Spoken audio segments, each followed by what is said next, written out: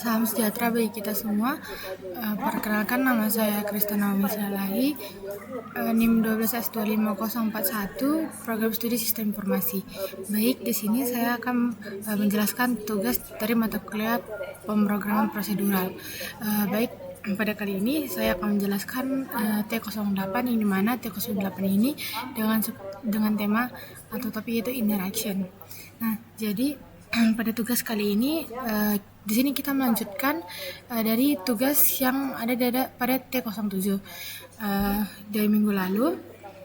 Yang T07 itu tentang penginputan nilai mahasiswa.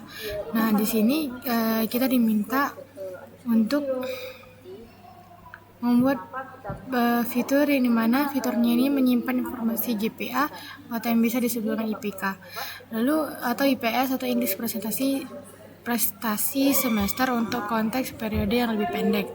Lalu itu juga diminta ada fitur untuk menampilkan sekumpulan enrollment yang dikemas dalam sebuah array. Fitur ini bermanfaat untuk memudahkan manajemen data. Lalu juga diminta untuk membuat fitur kedua, yaitu pemberian nilai terhadap suatu enrollment atau rencana studi. Nah, yang terakhir itu diminta untuk membuat fitur untuk menghitung GPA. Nah, pada studi kasus ini ada Butet dan Ucok. Jadi kemarin sore Butet dan Ucok yang kurang kerjaan ini menemui dosen pemrograman yang minggu lalu menugaskan mereka mengembangkan simulator.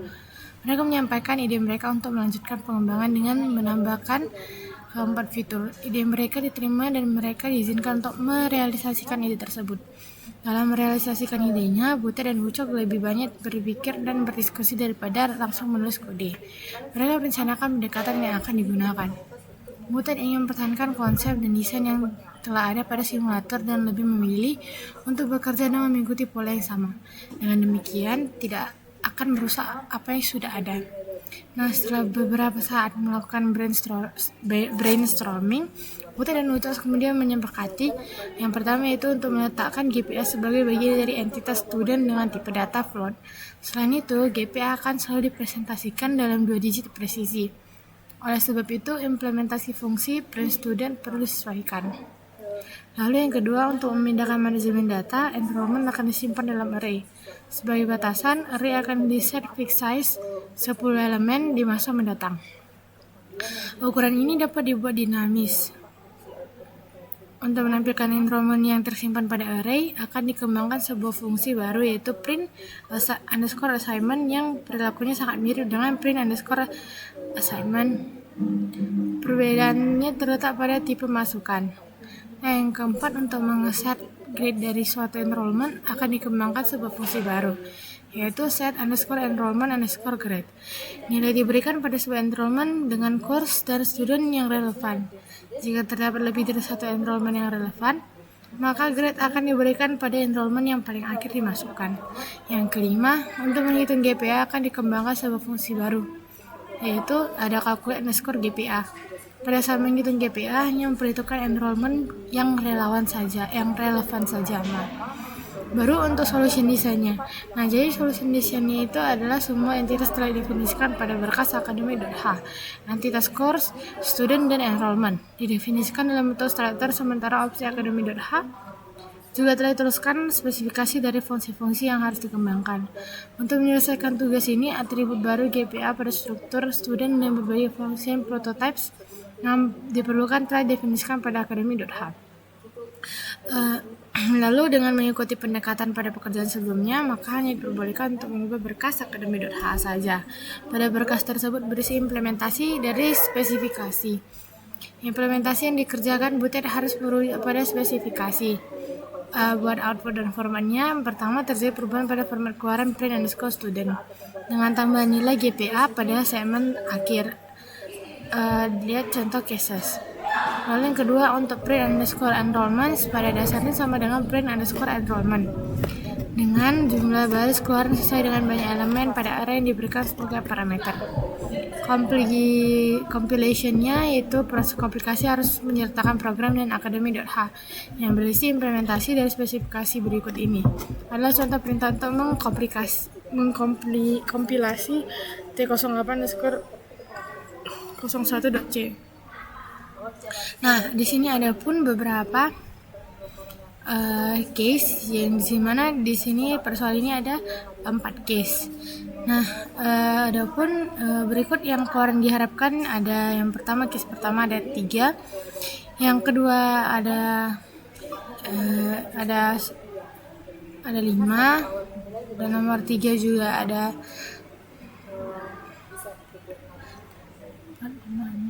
7, dan yang keempat ada 8. Di sini saya sudah membuat program yang sudah saya rancang.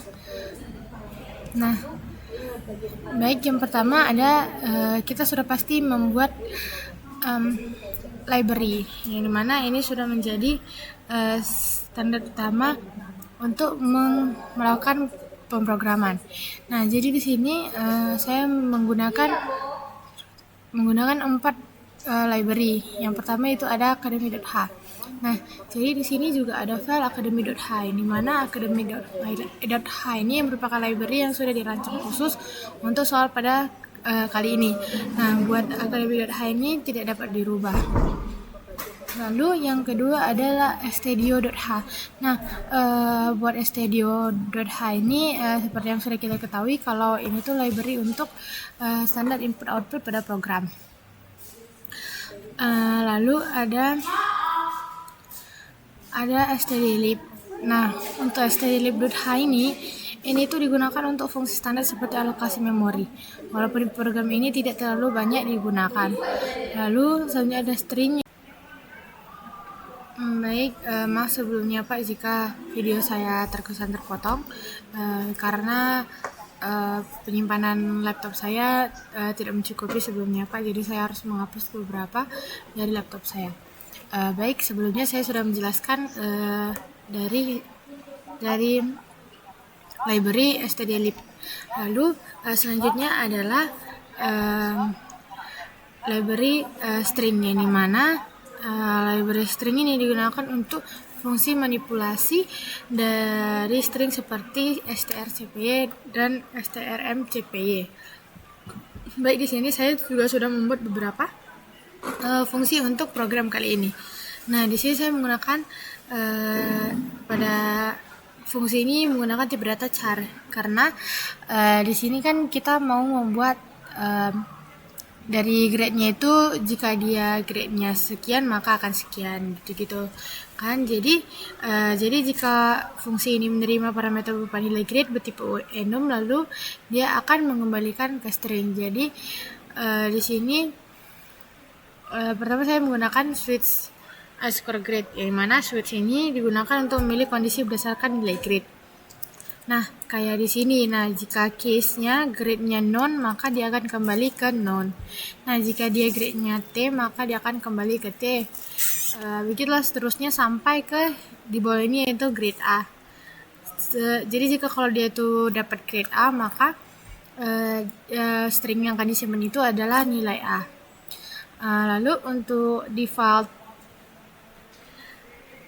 return non ini dia itu buat jika tidak ada yang cocok, maka dia defaultnya itu non atau tidak ada. Nah, selanjutnya saya menggunakan fungsi itu float calculate performance. Nah, di sini itu fungsi ini untuk menghitung performance dari mahasiswa tersebut berdasarkan dari grade-nya. Nah, di sini saya menggunakan tipe data float.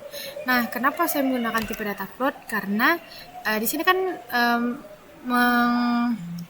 mengapain nilai. Nah, jadi kan kita kan user kan input nilai, sedangkan nilai yang ada itu kan menggunakan yang berkoma-koma. Jadi makanya di sini saya menggunakan float. Misalnya kayak 4,0, 3,5, baru 3,0, 2,5. Lalu kayak inilah saya menggunakan switch lagi. Itu untuk percabangan untuk menentukan nilai angka dari grade. Nah, jadi kalau misalnya dia untuk yang grade A, dia itu nilainya sama dengan 4,0. Terus begitu juga seterusnya sampai di D, yang dimana jika D-nya itu jika dia D, kalau dia itu nilainya adalah 1,0. Nah, jika selain itu maka nilainya akan sama dengan 0,0 dan dia akan kembali ke nilai underscore kredit, atau yang dimana mengembalikan hasil nilai dikali SKS. Lalu selanjutnya yaitu adalah fungsi dari void print course struct course underscore course. Jadi ini mana pada fungsi ini itu fungsinya untuk mencetak data mata kuliah. Nah, selanjutnya yaitu ada printf %s, %d, %s, strip n. Nah, yang dimana ini tuh format output menggunakan pemisah pipe. Lalu selanjutnya ada course code yang dimana untuk menampilkan kode mata kuliah. Course name itu untuk menampilkan nama mata kuliah, dan course credit untuk menampilkan jumlah SKS. Lalu grade to text ini untuk menampilkan passing grade dalam bentuk teks. Lalu selanjutnya ada fungsi print student, yang dimana print student ini itu sama kayak yang print course, cuman dia isi dari print student ini itu tuh ada student ID atau NIM, baru student name nama dari mahasiswa, baru student year atau angkatan berapa mahasiswa tersebut, lalu program studinya, lalu ada GPA-nya atau IPK mahasiswa tersebut. Nah, selanjutnya adalah fungsi pre-enrollment, yang dimana enrollment ini tuh sama aja strukturnya sama yang sebelumnya. Namun pada enrollment ini tuh ada course code, yang dimana kode mata kuliah. Lalu juga ada student ID atau NIM dari mahasiswa tersebut. Lalu selanjutnya itu ada grade to text, yang dimana ini tuh untuk menampilkan nilai huruf. Lalu juga calculate performance itu untuk menghitung nilai performanya. Lalu enrollment course credit ini untuk menghitung menggunakan jumlah SKS. Lalu selanjutnya ada print enrollment, yang dimana ini tuh untuk looping untuk sementara data enrollment. Lalu untuk print enrollment ini tuh untuk memanggil fungsi print untuk tiap data. Lalu selanjutnya ada fungsi dari create course, yang dimana create di sini tuh ada struct course, yang dimana untuk membuat variabel struct course. Lalu selanjutnya ada strcpy course name code, yang dimana ini tuh untuk menyalin kode mata kuliah. Nah, ini juga sama, tapi ini itu untuk menyalin nama mata kuliah. Lalu selanjutnya ada CRS credit, yang dimana ini itu untuk mengisi SKS, dan CRS passing grade, yang dimana ini untuk mengisi passing grade. Lalu return CRS ini untuk mengembalikan kembali ke struct-nya. Lalu selanjutnya adalah student, fungsi dari student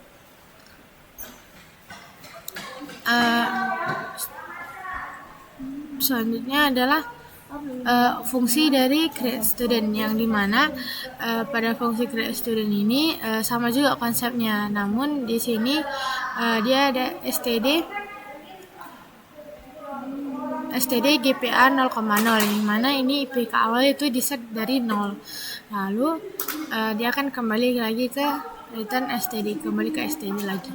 Lalu selanjutnya ada create enrollment, yang dimana daripada create enrollment ini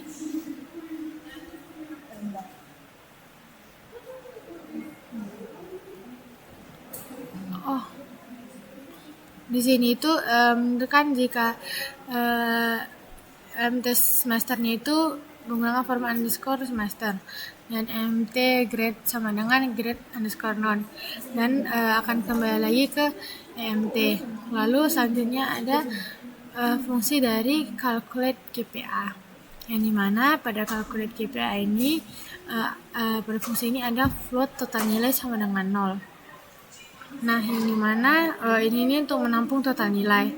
Lalu total SKS yang dimana menampung total SKS juga. Lalu juga untuk STRCMP ini tuh untuk mengecek apakah mahasiswa sama. Dan enrollment grade ini untuk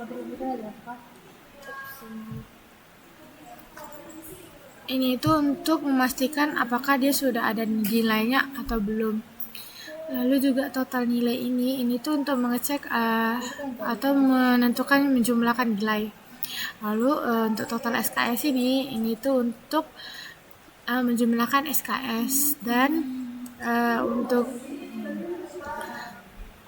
student GPA ini tuh untuk menilai untuk menampilkan hasil akhir dari untuk menghitung IPK akhirnya lah, yang dari nilai yang sudah diinput. Lalu selanjutnya adalah fungsi set enrollment grade, yang dimana fungsi ini tuh menggunakan for atau loopingan, yaitu for integer i sama dengan underscore enrollment size, yang dimana ini tuh loop dari belakang. Dan STRCMP pada bagian pertama ini tuh untuk mencocokkan mata kuliah, dan yang kedua ini tuh kan untuk mencocokkan mahasiswa. Lalu enrollment ini tuh untuk mengisi nilai yang akan diisi oleh user. Nah, selanjutnya akan dilakukan break di mana untuk menghentikan loop setelah ditemukan. Jadi sebenarnya program ini bekerja untuk mengelola data akademik mulai dari input data hingga perhitungan IPK. Maaf, sebelumnya saya akan mencoba merankan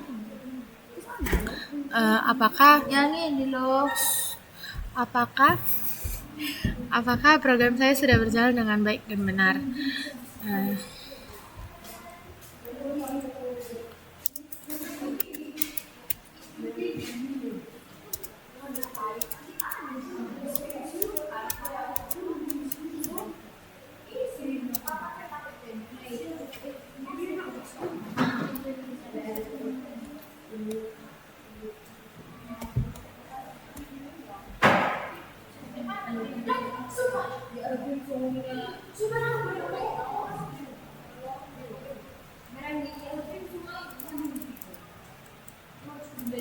Maaf.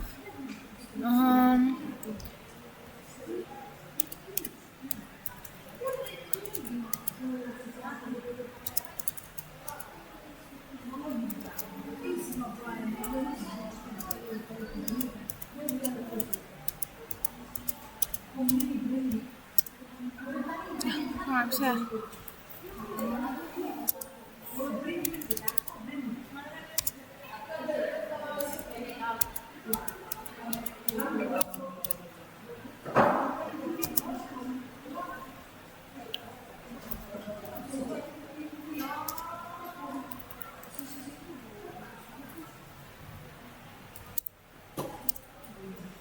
Baik, untuk yang case pertama, menurut saya itu udah sesuai, di mana ada 3 mata kuliah, yaitu visual programming, yang dimana pada mahasiswa kali ini mendapat 2 SKS dan mendapat nilai D. Lalu selanjutnya ada nama mata kuliahnya, yang dimana yaitu procedural programming 2 SKS dan nilainya adalah D. Nah, di sini ada data diri dari mahasiswa bernama Wiro Sableng, yang dimana dengan NIM 12S22999 nama Wiro Sableng, dan di angkatan 2022 dan dari Prodi Sistem Informasi.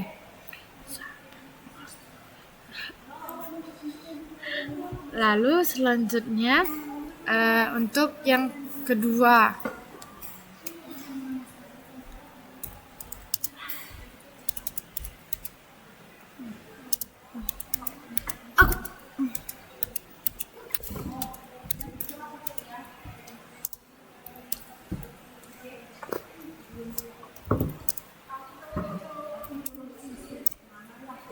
Nah, untuk yang kedua itu ini juga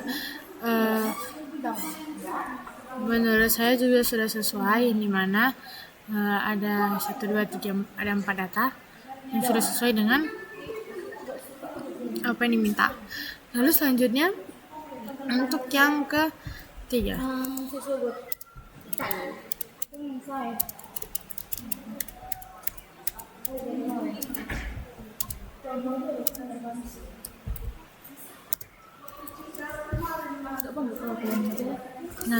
Nah, ini juga menurut saya sudah sesuai dengan apa yang diminta atau yang keluar yang diharapkan oleh soal. Lalu selanjutnya kita akan ke case 4-nya.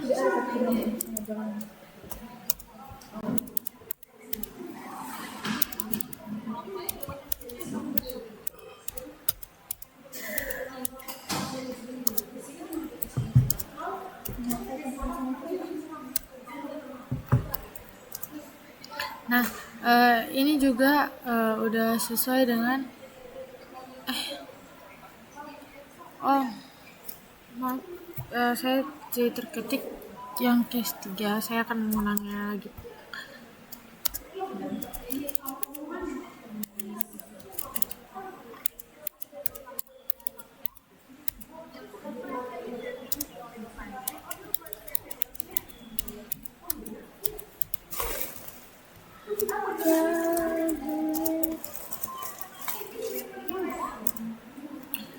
Baik, di sini juga sudah sesuai dengan